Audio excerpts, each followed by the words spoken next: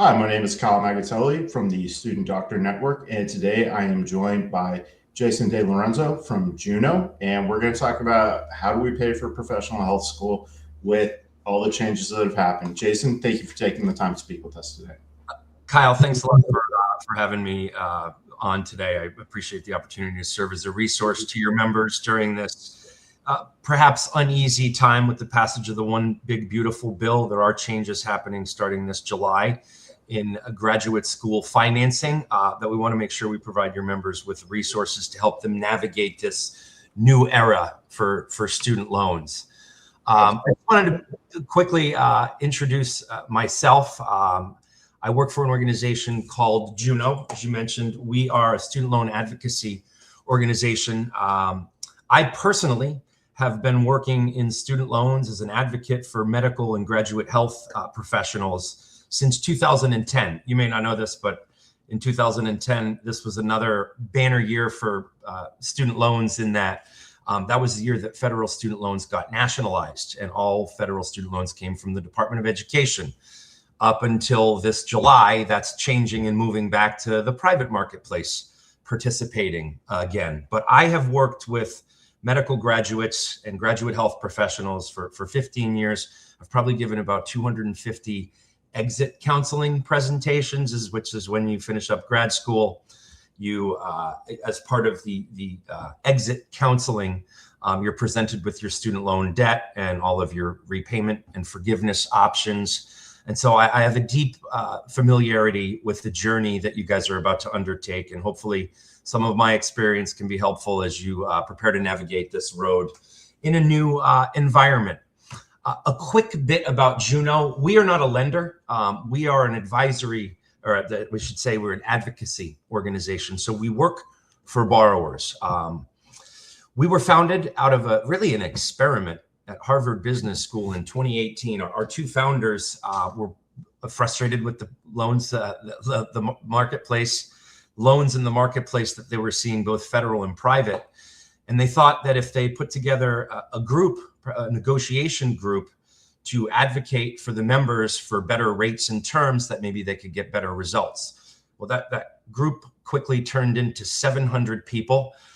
Who all, when they took out loans, saved on average $13,000 on the life of their loan. So that became the birth of Juno, if you will. And if you fast forward to today, we now have 230,000 members, and we've placed over $1.2 billion in student loans. And we're very focused on doing this for the graduate health community when these changes take place this coming summertime.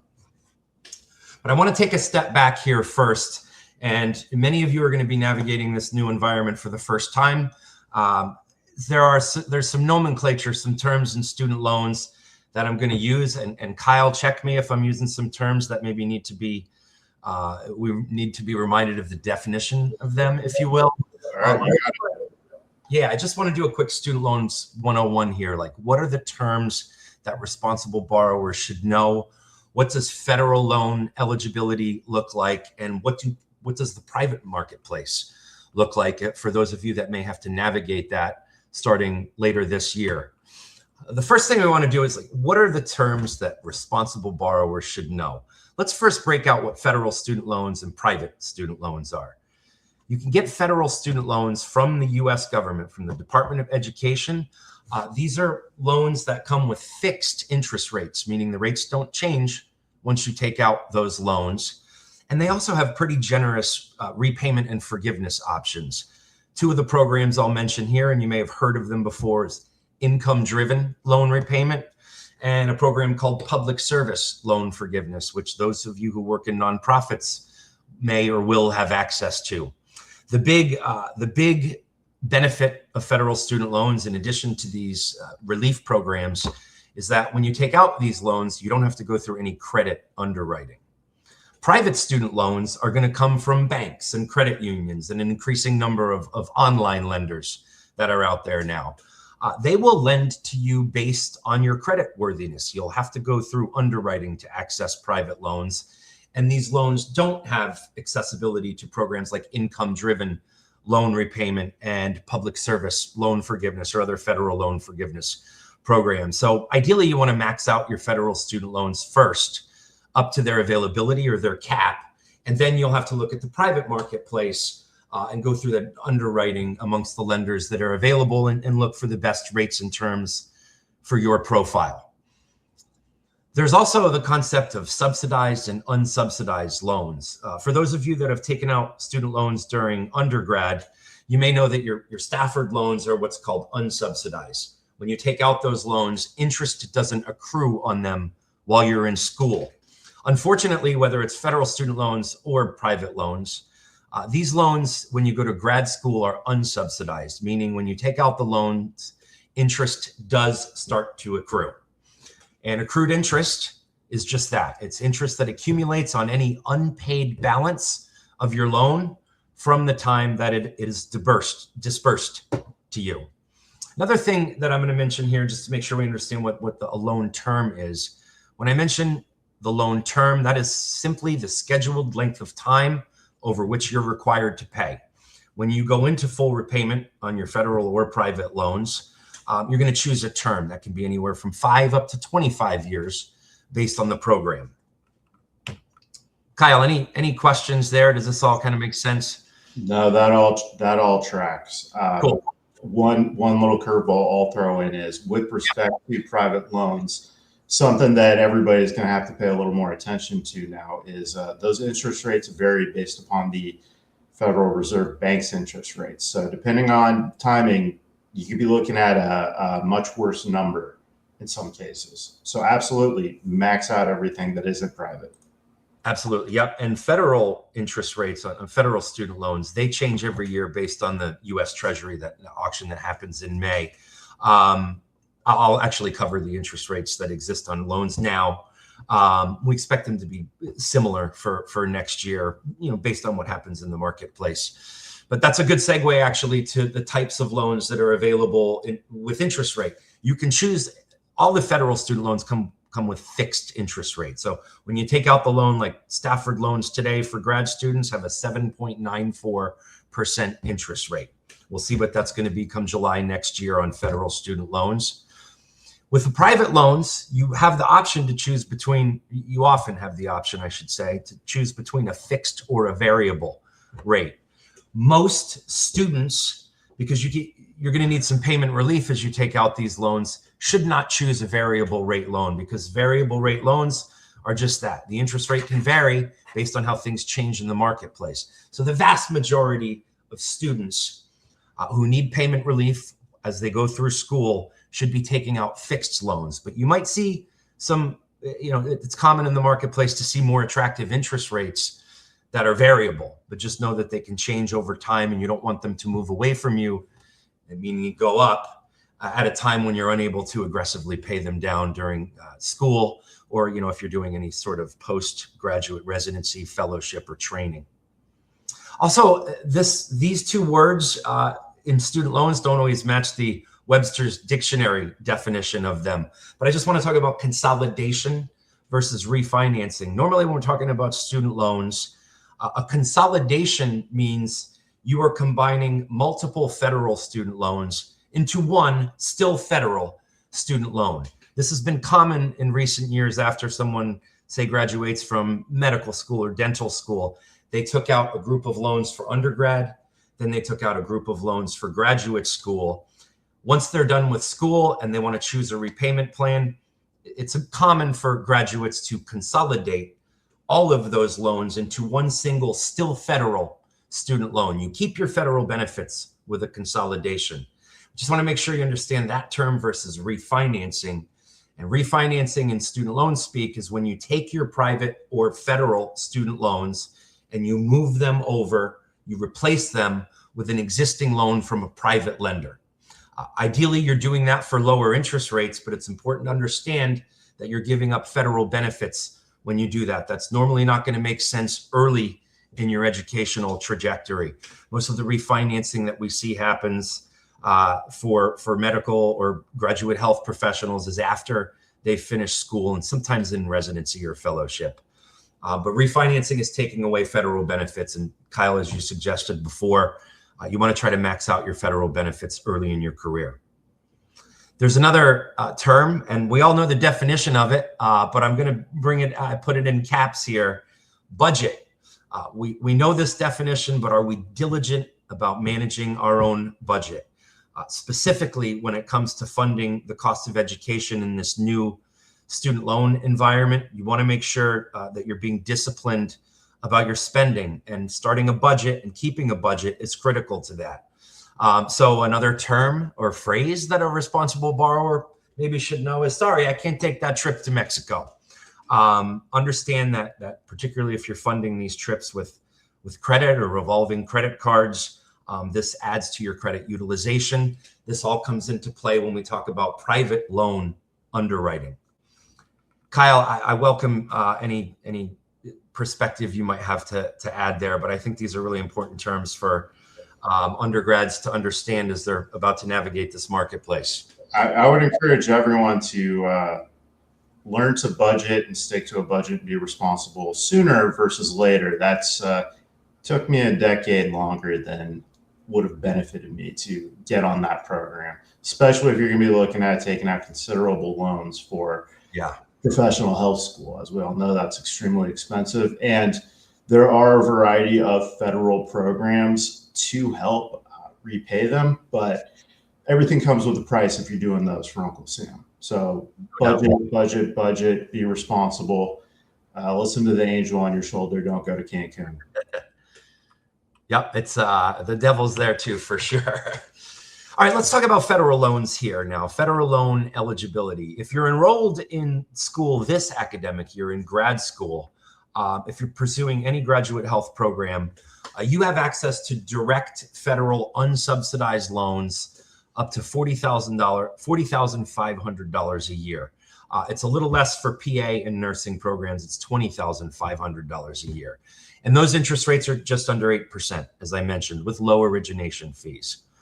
If you need more than that amount of money that this unsubsidized loans direct would cover, you can borrow federal student loans called Grad Plus loans, all the way up to your school's listed cost of attendance. The interest rate's a little more there. It's almost 9%, 8.94%. The cost of the origination fee is higher too, a little over 4%. But you can access these federal student loans, again, with no underwriting, all the way up to your cost of attendance. So the specific thing that's changing in July of this year, and if you're admitted or enrolling or going through that process now to start school after July 1st this year, then the reality of medical school or graduate school financing is going to be as follows.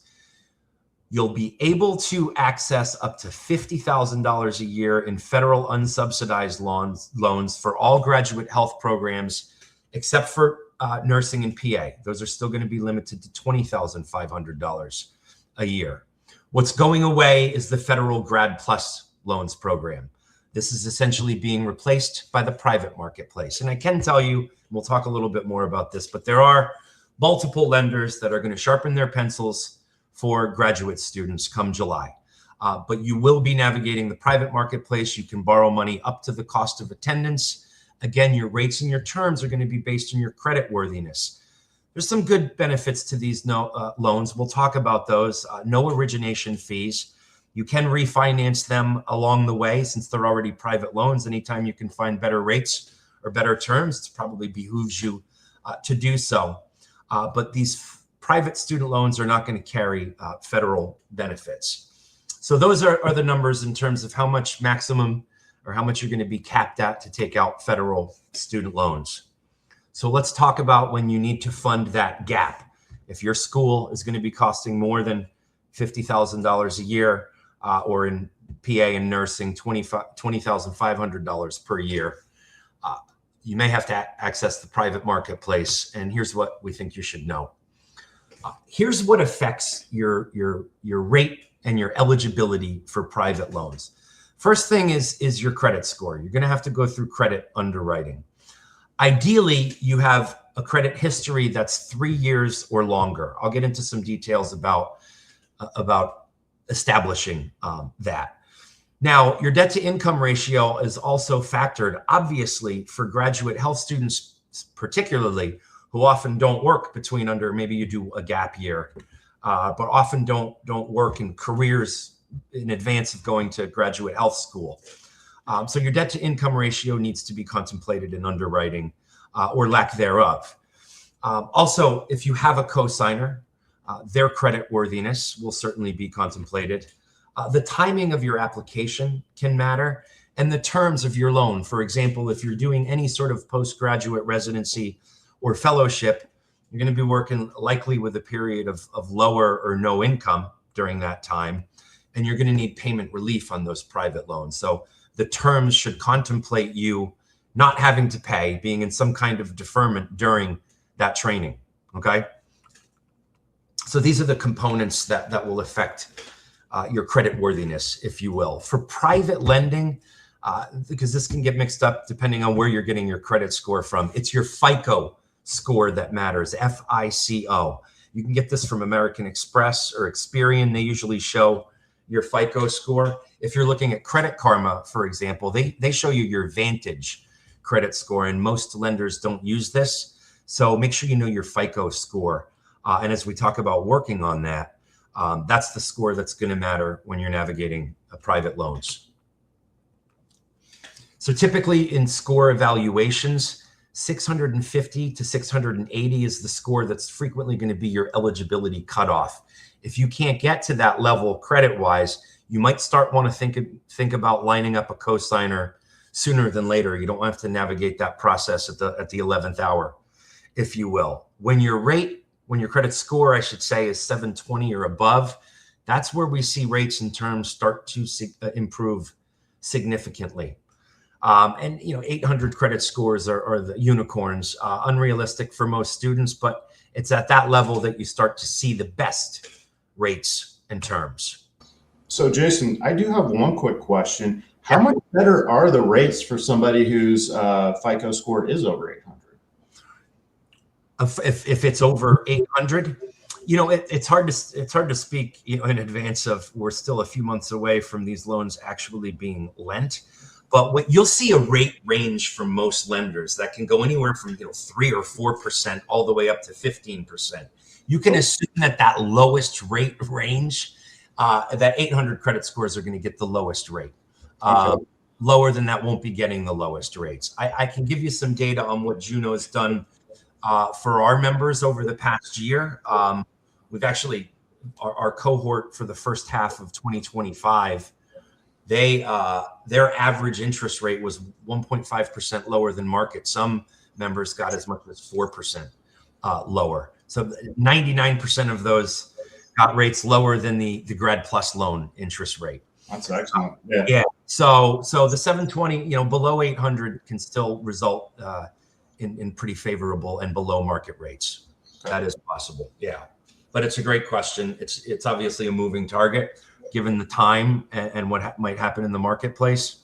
But the lowest rates of those ranges are typically reserved for the highest credit scores. Okay, thank you. Yeah. So here's some tips for improving your chances at getting a great interest rate. Have your own credit card. Have multiple credit cards. The issue with using credit cards is around utilization. Like, let's say you have $10,000 of credit limit available to you. You want to keep that utilization, meaning outstanding balances on those credit cards, whether it's one or many. You don't want to have more than $3,000 in balance on those credit cards. Utilization impacts your credit score substantially. Okay. Ideally, you want to be below 10%, but you want to make sure your utilization is below 30% at least. You also want to avoid a bunch of hard credit checks before applying. If you go to buy or lease a car, like a new car, for example, that is a hard credit inquiry that affects your credit score, and there's a minimal drop in your credit score during that time. So anytime you're doing a hard credit check that impacts your credit score, you might want to avoid those things in advance of needing to take out private student loans for school. And again, if you can't improve your credit score enough, line up a cosigner if you have one available sooner than later. Like I said, you don't want to be dealing with that at the last second. Also, a quick note about credit utilization. I actually just learned this, but when your credit card statement monthly gets released to you, That's the date at which the credit utilization it still is outstanding on your credit report. So in other words, you might see the payment due date that is 2 or 3 weeks after your statement is released to you. You would need to pay down your balance before the statement release date for that utilization to go down. If you're just paying it by the due date, or you're setting your payment through auto pay to pay by the due date, understand that what you spent that month prior is still showing up as utilization. So, I mean, if, as an example, if you took that Mexico trip and you put the flight and hotel on your credit card, you'd have to pay that down before the statement issue date to not have it count toward utilization. That makes sense? Absolutely. Jason, in real quick, and I apologize, I didn't notice this sooner. On the share screen, there's a button for hiding that little box at the bottom. Guys, we didn't cut off anything important. I apologize that I didn't get to that sooner. Is that everybody? Yeah. What I just moved? Okay. Yeah, it looks like it says hide at the far right of it. Oh. Hidden. Maybe you can cut this out of the final recording. I am not savvy enough. I apologize. No, all good. Happening. It is gone. All right, great. Thanks. So even if you have a great credit score, also important to know, we know some lenders that need to see 3 years of credit history. There's 2 ways to really establish that. Credit cards, probably the easiest way. But if you've been taking out undergrad student loans in your own name, this is also establishing a credit history for you as well. So understand that if you've been fortunate enough not to take out undergrad student loans, opening a credit card is probably the easiest way for you to establish that history. I do want to just plug in I know I mentioned a couple of these things earlier, but just a little humble bragging here regarding Juno differentiators. Most lenders are going to ask for income in order to qualify. Obviously, for graduate health professionals who are often coming straight from undergrad or from a gap year where they didn't make any or little, or maybe they made little incomes over that period of time, you're going to need access to private loans without an income history. And our graduate students, our members, are able to get loans without income and without a cosigner. 80%. For our Junos, 85% actually is the statistic for our members. Credit score and history, as we said, they're going to influence your rate. 99% of Juno borrowers for this cohort that I mentioned for the first half of 2025 was under 9%, the average 7.5%. So now I'm going to get a little bit into repayment and forgiveness. I know right now for members here, it's about getting into grad school, making it through grad school, and not so much thinking about repayment. But there are a few things that I wanted to share here that would be helpful, I think, in understanding what repayment looks like, and maybe even giving you a little more comfort around what this journey looks like in your early career after school when you graduate with all of this student loan debt. With the federal student loans, which you can take up to $200,000 a year, except for up to $200,000 cumulatively throughout graduate school.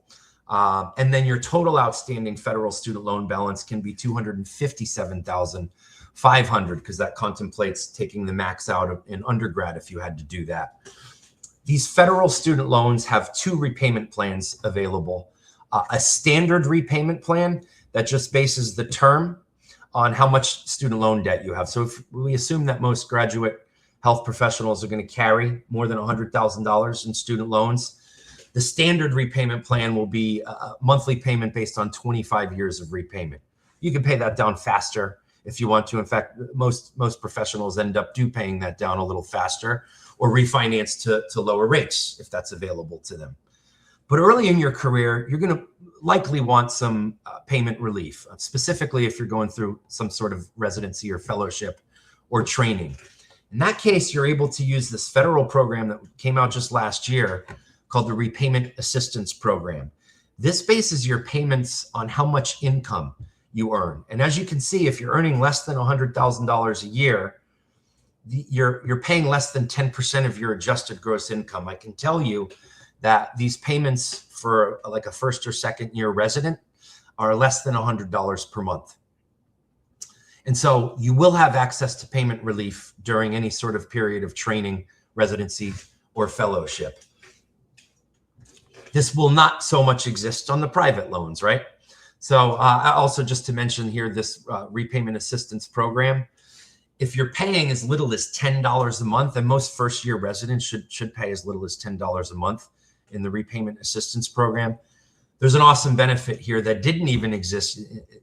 I know we're moving away into the private marketplace for a lot of borrowers, but these federal student loans, this RAP plan says that if you're paying as little as $10 per month or whatever your monthly payment is, any interest on your loans, right? We talked about accruing interest.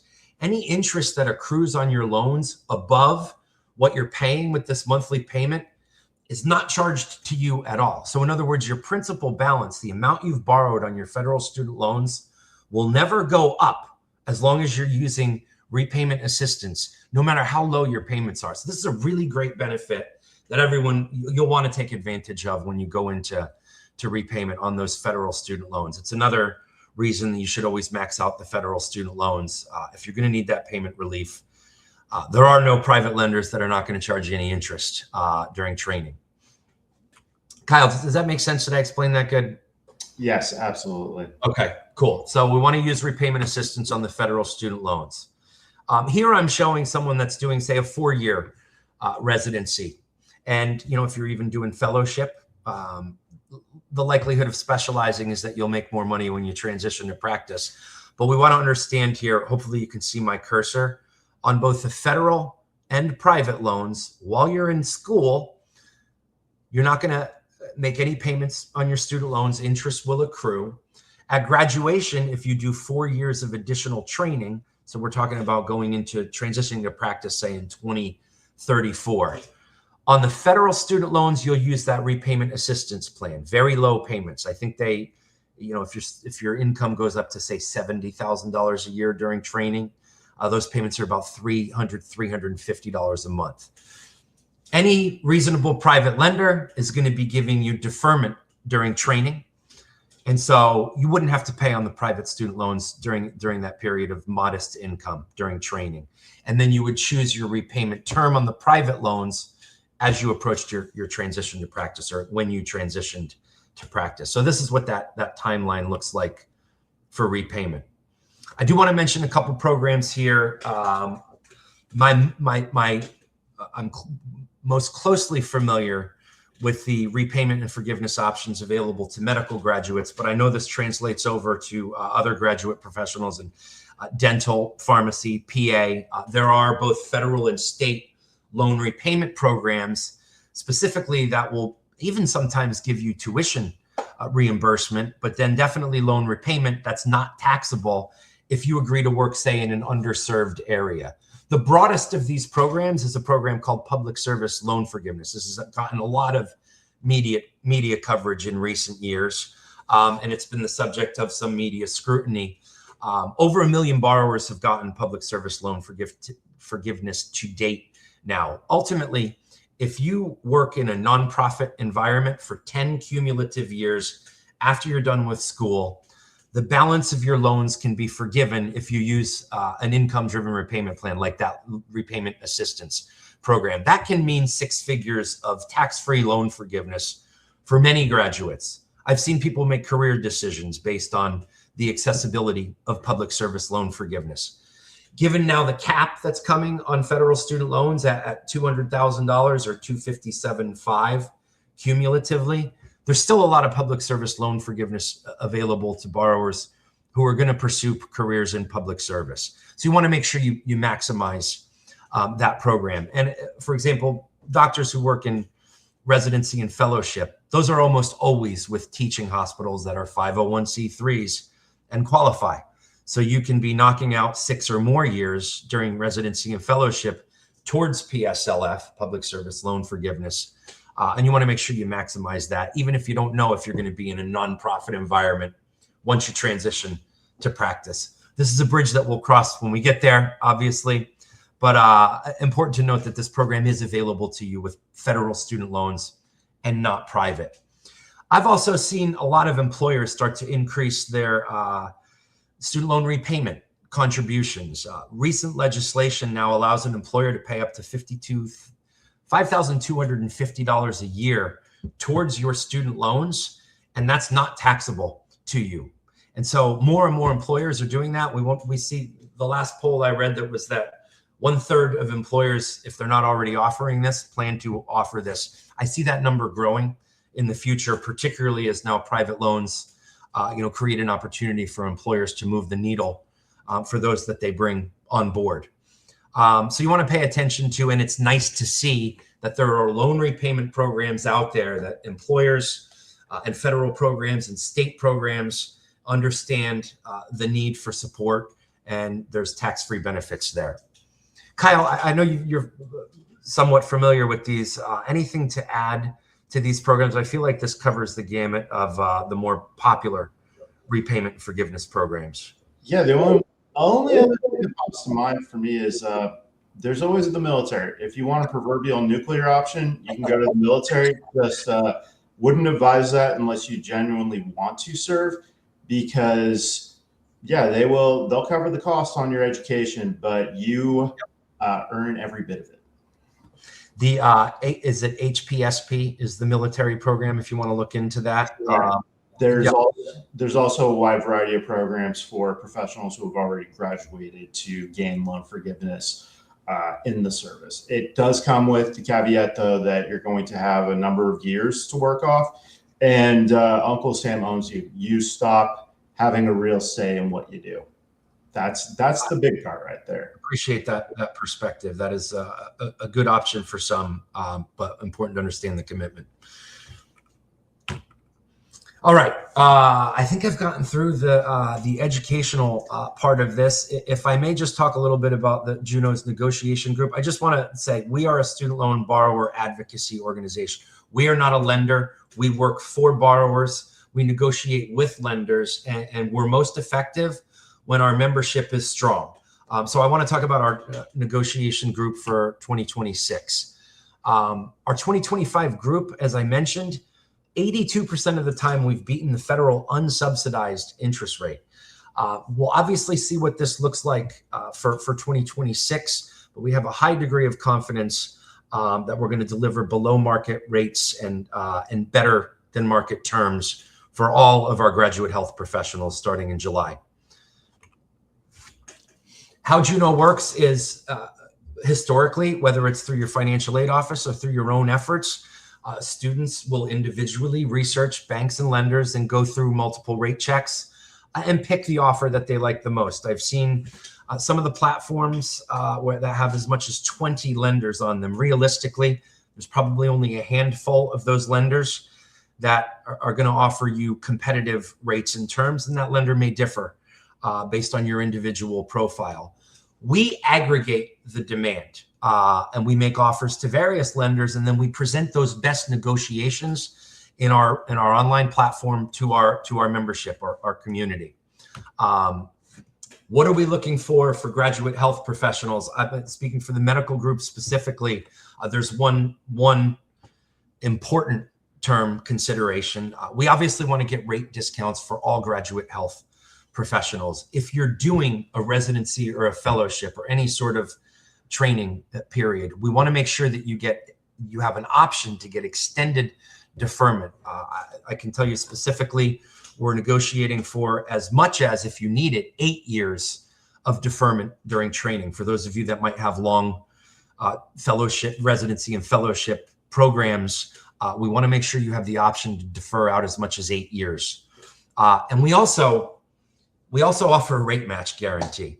And so if you were to somehow find a rate lower than what Juno offers you in our platform, we will match that rate and we'll give you 1% of your principal back. We do all of this for free. We do not get paid by students. We work with the lenders. That is ultimately who we get compensated by. And our work is not complete unless we're getting better than market rates and terms for you. So we do all of this for free. There is no commitment to take out a loan from us, and joining the negotiating group, it only takes 2 minutes to join. So we would hope that you want to have this horse in the race, so to speak, even as you explore other options, because it is completely free with no commitment to have us working for you along the way. This is what the negotiation timeline looks like. From now till the end of April into the spring, the only request is that you sign up for the negotiating group. Again, it's power in numbers, right? We use collective negotiation to get better rates and terms. So without members, we're powerless. The more our members, the stronger our negotiating power. It's on May 1st that we will then solicit final bids from our group of lenders in a really competitive process, so that on June 1st, those offers are going to be available to you. If you sign up for the wait list here, we do not share your information with anyone. This is just for the negotiating group, for us to work with lenders. And yeah, we're not going to share your information with anyone. We're not doing any sort of even soft credit query at this point. All of that would happen after June 1st, when you have the option to apply for the deals that we've gotten for graduate health professionals. Also want to mention, we do have free resources available. I'm available. We've done over 2,000 one-on-one Zoom calls, or we do, with grad students annually, direct phone calls if needed. We've got a lot of financial literacy and educational content available online, and a resource hub that we're rolling out now, as this, all this legislation is relatively new. But you can schedule a coaching session with us anytime. We don't charge for that. We want to help you understand this marketplace, and that's what the spirit of this presentation has been about, is making sure you have all the resources and tools you need, and are prepared to successfully navigate this marketplace if you're forced to later this year. So if you're interested in joining the negotiation group, you can do so. There's a Student Doctor Network link here at the QR code. I presume we'll be sharing this in our respective networks as well, Kyle. And I also want to mention, I put this out on the SDN forum as well, but we're looking to onboard some ambassadors. If you're an influencer or have a strong network or a student leader within your respective schools or student organizations or campuses, and you want to spread the good word here on advocating for your peers in this new marketplace, I'm looking to onboard a team of ambassadors as well. So you can contact me directly, Kyle. I'll share my personal contact info with you. Maybe we can put that in the ultimate final recording too. Sounds good for me. Great. I know I went fast here. I know I covered a lot of information. It is a lot to take in one fell swoop. So hopefully you've gotten some good tips here. I mean, really the most important thing moving forward is, if it's not this way now, work on getting your credit profile in order, so that you can ensure better success in the private marketplace if ultimately you feel like you're going to have to navigate that. If you want help, obviously SDN offers a multitude of resources. We're also happy to help as well. And I appreciate the opportunity to be this resource for you, Kyle. Yeah, absolutely. Thank you for taking the time to speak with us about this. This is more important than it was a couple of years ago. So no doubt. Yeah, everybody who's watching, that part about budgeting, take it to heart, please. Yeah. All right, now we got the infinity view going for everybody at home. I like it. Oh yeah, I could have pressed remove. All right. Okay, well, Jason, hey, thank you again, and everybody, best of luck during the admission cycle, and take the loan part serious. Don't just sign the first thing that comes across your desk. Thanks, Kyle. All right, thank you.